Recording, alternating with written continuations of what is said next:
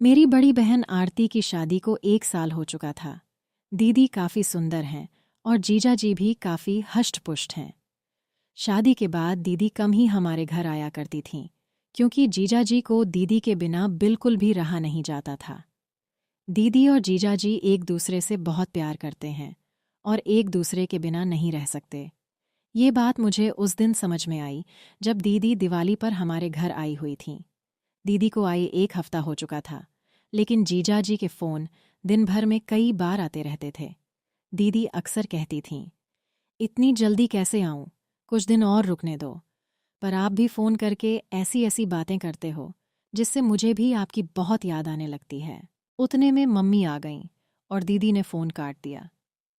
Mummy ने दीदी को किचन में बुला लिया, क्योंकि दिवाली की मिठाई, चिवड़ा, करंजी वगैरह बनानी थी।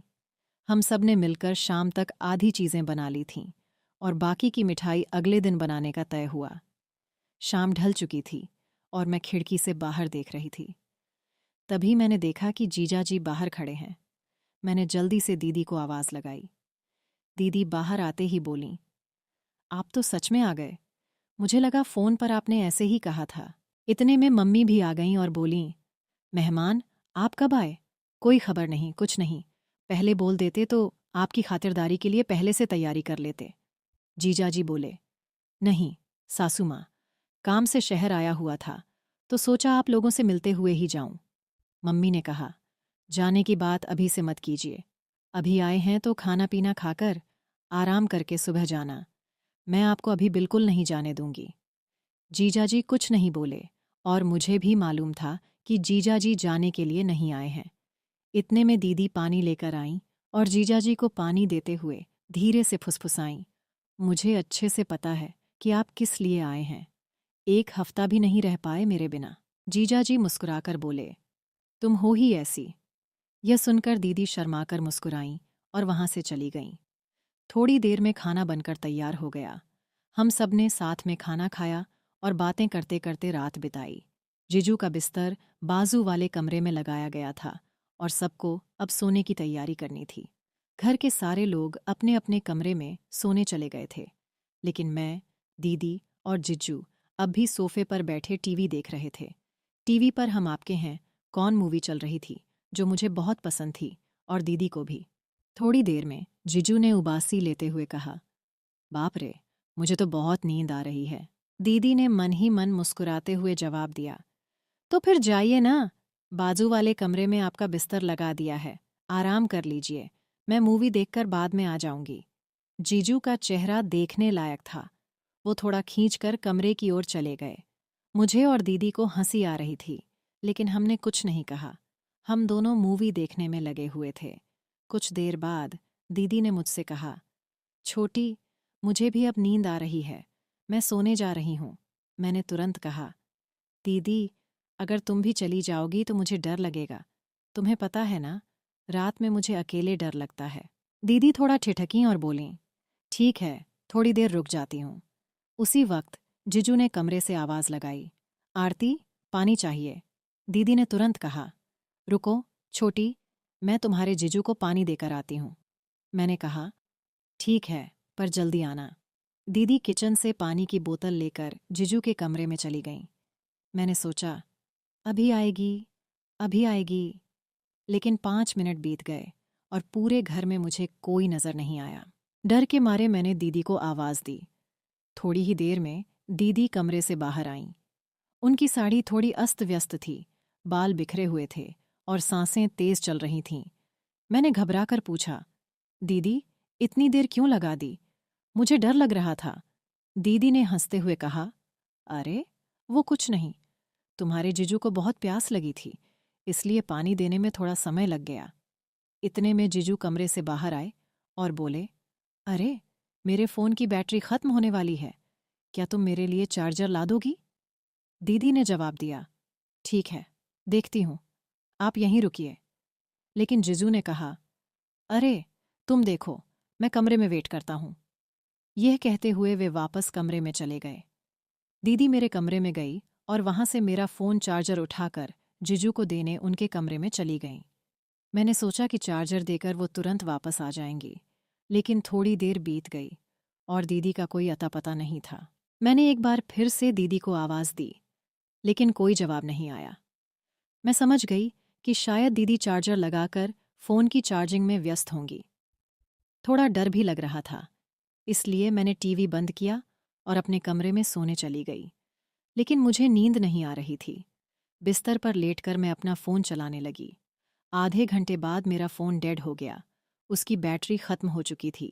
अब मैं इधर-उधर चार्जर ढूंढने लगी, लेकिन याद आया कि मेरा चार्जर तो दीदी ले गई हैं। अब मैं असमंजस में थी। क्या चार्जर लेने के लिए जाऊं या नहीं? नींद तो वैसे भी नहीं आ रही थी और बोरियत भी हो रही थी।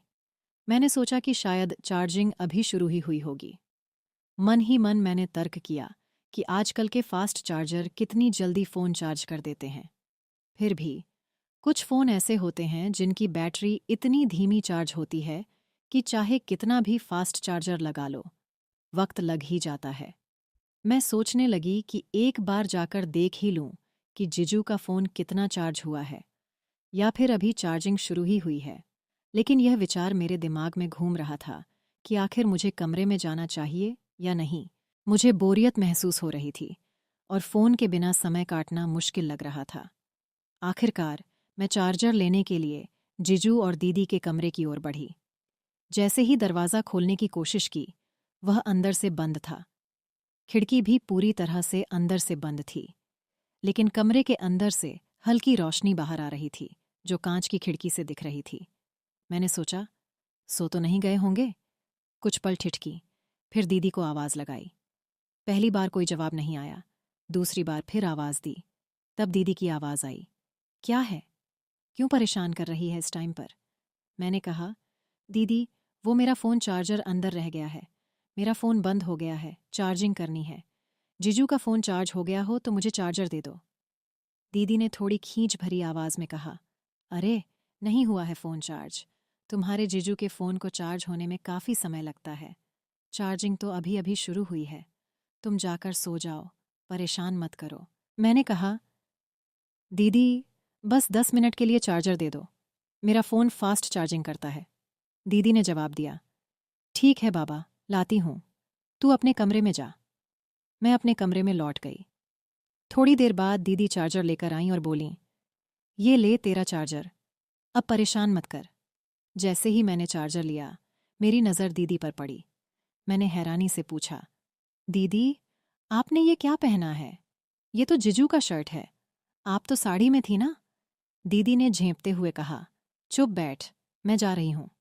यह कहकर दीदी वापस कमरे में चली गईं। मैंने चार्जर से अपना फ़ोन चार्ज करना शुरू कर दिया। सिर्फ 15 मिनट में मेरे फ़ोन की काफ़ी बैटरी चार्ज हो गई थी। मैंने सोचा, चलो, अब चार्जर वापस दे आती हूँ। अगर दीदी सो भी रही होंगी तो मैं खुद जीजू का फ़ोन चार्जिंग पर लगा दूंगी। मैं चार्जर लेकर दीदी और जीजू के कमरे की ओर गई। इस बार दरवाज़ा थोड़ा सा खुला हुआ था। शायद दीदी जल्दी में बंद करना भूल गई होंगी।